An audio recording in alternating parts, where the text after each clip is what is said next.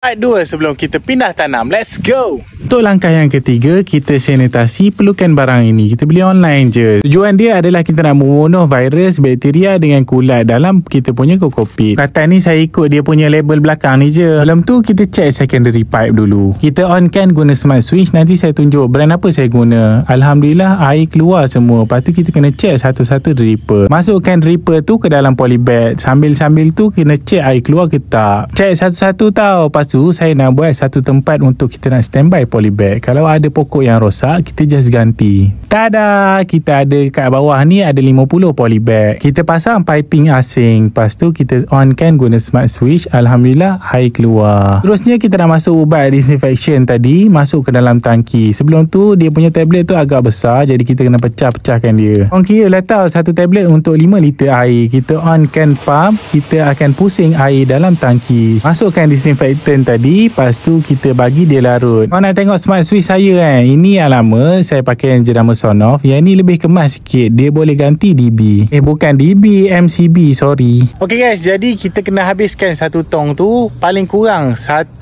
liter untuk satu polybag ni. Jadi kita akan habiskan, kita akan buat sikit-sikit. Kita buat 15 minit, kita off setengah jam. Kita on balik 15 minit, kita off setengah jam. Sebab apa kita tak nak direct habiskan satu tong tu? Takut dia akan ada channeling lah. Dia akan buat lorong air terus ke bawah. Kita nak dia meresap sikit. Ok guys, korang nak lagi ke untuk step-step yang seterusnya? Cuba komen dekat bawah. Jumpa lagi for next video. Bye. Assalamualaikum.